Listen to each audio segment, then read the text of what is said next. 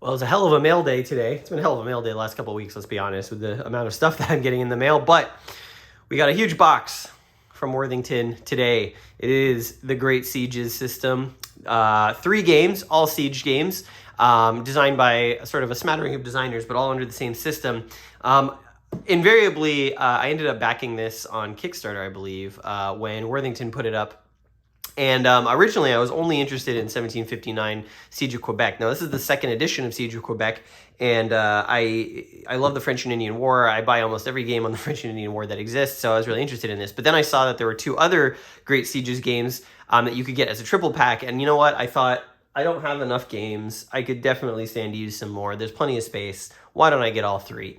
That was, of course, before I amassed a huge collection of stuff between that Kickstarter and now. So I'm being somewhat facetious about that. But I'm very excited that these showed up. And I figured we would do a quick look at the 3 of these. Now, these packages are going to be pretty similar to one another. So I'm not going to unbox every one. I'll probably unbox one and then show you what's in the other ones. But as you can see, we've got 414 BC, the Siege of Syracuse. This one is going to be a game set in ancient Greece, Peloponnesian War. This one is designed by Dan Forney, I believe. Yeah, and this one can be played solo or 2-player. Now, this system is one of those kinds of games where you set up your units in particular locations. Each unit has their own sort of actions that they can take, it looks like, and then you're not actually moving pieces around the board per se. So it's one of those like stationary unit type of games. There's a whole family of those. Worthington in particular likes to produce them, but I thought the topics were really interesting, so I'm excited. So that's 414 BC, Siege of Syracuse. That one can be played solo or 2-player.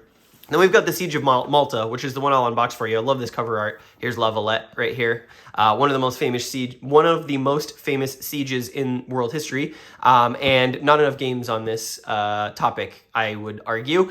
There is one coming from Legion that's been in design and development for a long time called Waning Crescent Shattered Cross that I've been very excited about. But in the meantime, here we are with 1565, the Siege of Malta, as you can see. This one is solo only, and this one is by Maurice Suckling, who you may know from Chancellorsville, also by Worthington, or Freeman's Farm, 1775, also by Worthington, which I used to own. I think it's a great game. It just wasn't for me ultimately. There was some... it was not quite deep enough for my taste. But I'm hoping that Siege of Malta is different, and I love the subject material, like I said.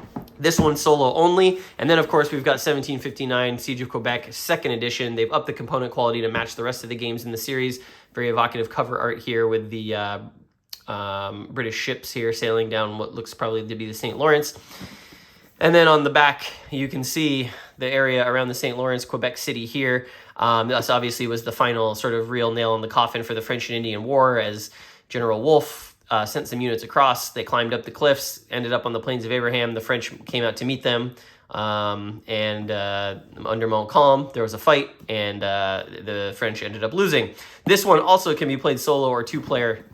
And yeah, like I said, very excited about this. So let's take a look at 1565 Siege of Malta. This is going to be the one I'm going to play on the channel because it is solo only. And then I'll show you what is in these 2. Worthington typically does really nice production. So these boxes are really sturdy, and the graphics on them are fantastic. And I love the way that, when they're on your bookcase, for example, you're going to be able to have all of these games right next to each other looking very uniform. So let's get it open and I'll show you what's inside. Okay, 1565, Siege of Malta.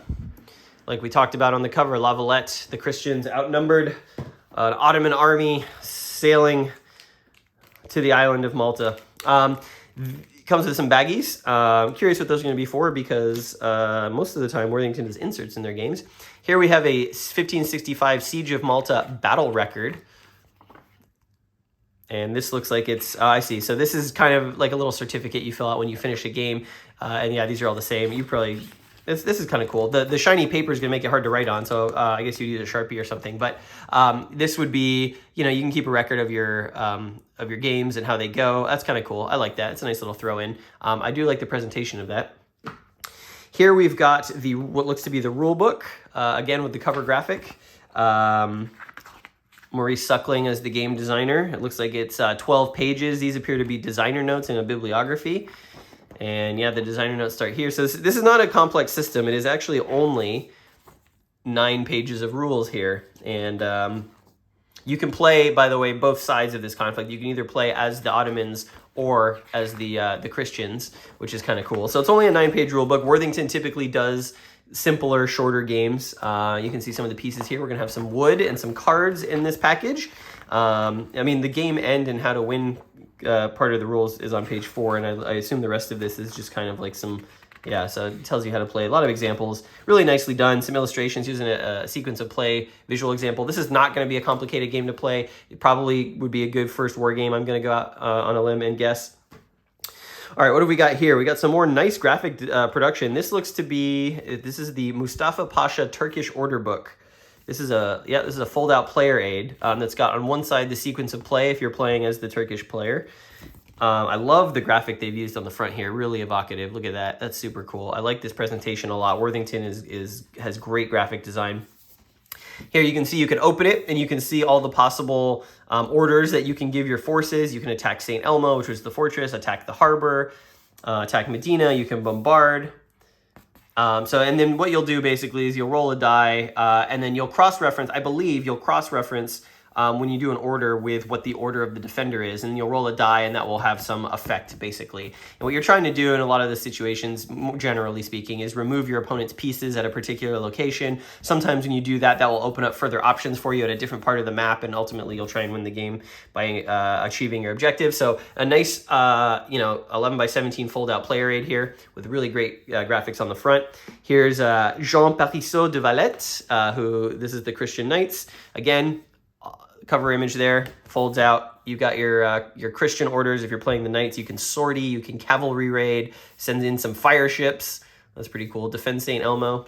So if you'll see here, for example, if let's see, so if the Turkish player did move troops here, and the Christian player did defend St. Elmo, here's what it would look like to move those troops. You have a better chance of moving troops if they're defending. So kind of a cool system, it looks like. I have not played it, but I'm excited to do so. Here we have the map. Let's get that out. Oh, yeah, okay, I was correct. There is an insert in here. That's pretty nice. Worthington does this a lot, and I really appreciate it. So let's look at the map first. It is a half-size map, so it is 4 panels. The graphic design is simple but functional, as most Worthington games are. The colors are nice. You've got the white for the Christians and the green for the Ottomans. Turkish ammunition, that will be important. Here's some Greek fire under the Knights of St. John. That sounds nice. Turkish janissaries. And you can see all the different positions around the siege of Malta, which is cool. Some ships here come in. And there's some special, there's special rules reminders. Here's Medina. So the map is functional and pretty enough for play. So not a lot of table space required for that. Now let's take a look at the insert, and this insert does have a cover, so when you store the game, pieces aren't flying everywhere. So we've got 2 bags of pieces. We've got white blocks, which are going to represent the Christians' forces. It looks like we've also got the Ottoman the Ottoman ships in there. A white D6 that you'll use for rolling. And then we've got all of the Turkish pieces here on these blocks. We've got 2 decks of cards, one presumably for the Christians and one presumably for the Ottomans. Let's take a look at the Christian deck. I won't go through all of these, but typically Worthington's cards are also really nice, and yep, no exception here. A nice linen finish. You can see probably about 50 cards per deck.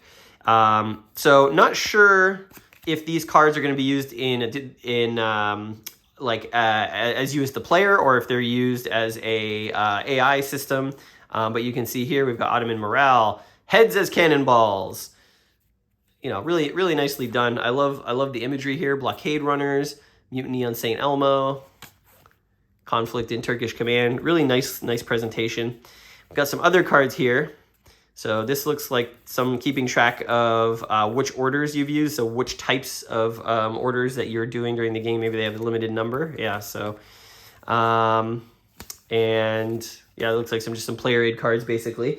So that's that, and then I'll just quickly go through the Turkish deck and see what they've got in there. But overall, I really like this package. I mean, if the rest of the games are like this is going to be really nice to have. Here's a Janissaries Assault, conflict in Turkish command, Dragut, the pirate Dragut. If you've ever played Virgin Queen, you know that Dragut is one of the events in that game where Dragut dies. Turkish fleet departure. Fire hoops. That doesn't sound fun. And it looks like, yeah, more player aids here. So these might be for the AI or these might be for you as the player. We'll find out. It's only 9 pages. I might read the rulebook tonight. But that's everything you get inside of 1565 Siege of Malta. Very excited to play this. Looks like those cards will fit sleeved. Wonderful. Good job. We'll get the blocks sorted out, and then I'll put this back together, and then I will show you what is in the other 2 games. Probably very similar, but, you know, worth showing you while I'm doing the video. Okay. Here is Fort 14 BC, the Siege of Syracuse. Again, really evocative front cover art. Love this. Looks like biremes or triremes landing on the shores. You know, these guys very surprised by what's happening. So this one's by Dan Forney, and again, this is a 1 or 2 player game. Might play this one for the channel too, depending on how Malta goes. Again, we've got the Siege of Syracuse. This one, not a battle record, but a battle tablet, because we are in sort of the age of the Greek city-states. This one actually has illustrations on the inside, which is pretty nice. I love the artwork that they chose for this game.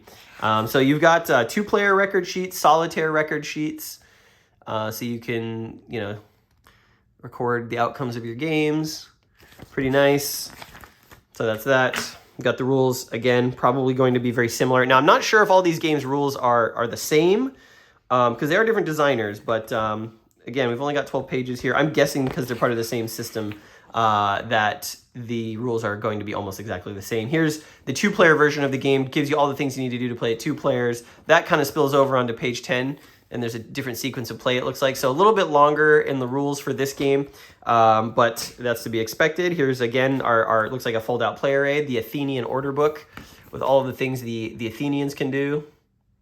Looks like they can build walls. Pretty nice. Here's the Syracusan order book, because obviously this is the Siege of Syracuse. Love the art again. They can cavalry raid, rest and repair. They also can build things. This looks like a lot of fun. More ancient siege games, please.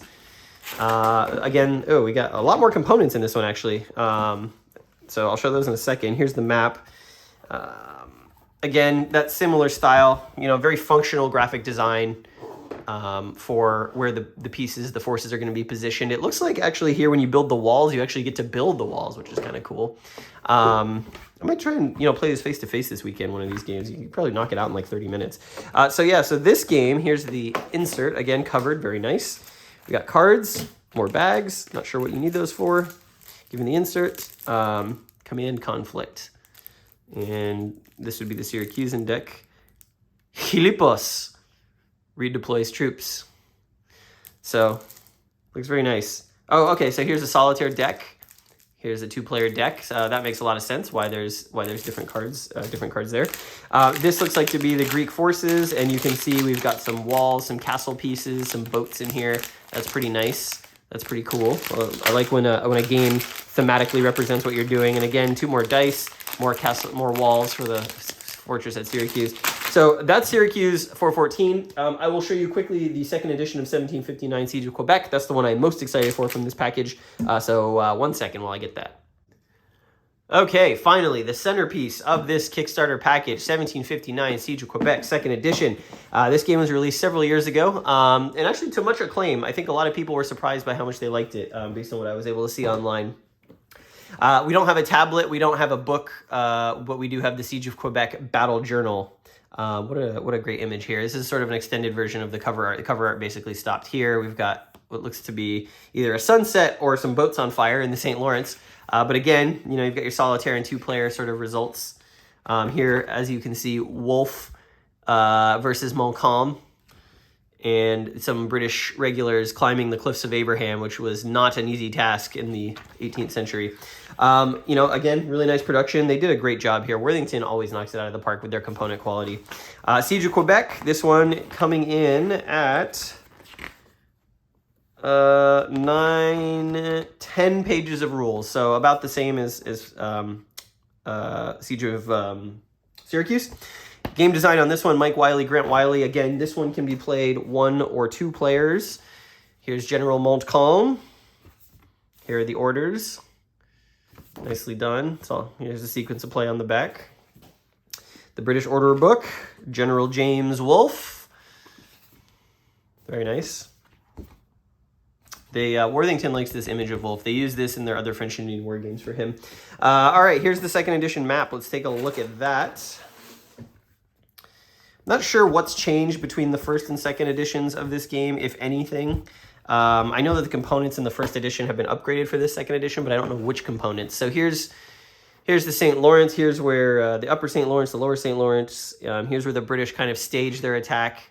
Plains of Abraham, the city, and the morale chart over here. We've got some Native Americans who can ambush, I believe, from these woods.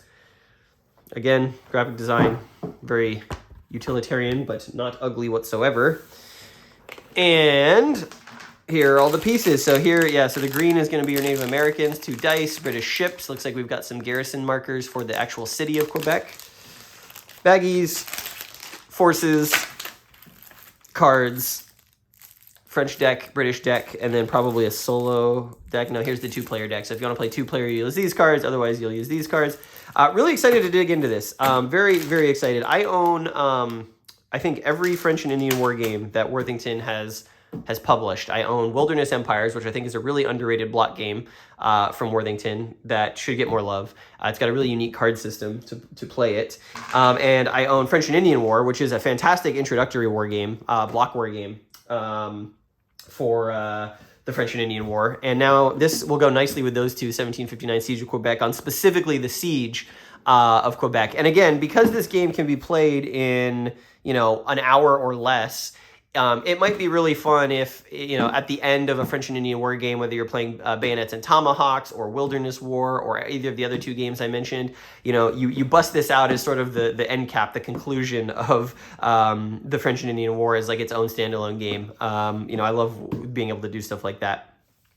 But anyways, I hope you enjoyed this look at the Great Sieges system from Worthington. Really nice productions. Really impressed with this. Like I said, we'll be playing Siege of Malta. And, the one note I want to make here before we break is that I really do think Worthington, they're known for making simpler, more accessible, quick playing war games or historical strategy games. And I really do like the place that they occupy in sort of the wargaming landscape. Not everyone is a fan because some of their games can be very simple on the simpler side of things. But in terms of getting new gamers into the hobby or Euro gamers into the hobby, I think Worthington games make a great starting point for the periods of history that they cover. I have had great success, in the 30 to 90 minute war game range where it's 10 pages of rules and you just go with people who never would have played these games before, who never have played these games before. Shores of Tripoli, obviously not Worthington, but another one that kind of in that same vein. And so I think that the Great Sieges system might have some potential there to get people interested in historical strategy games. So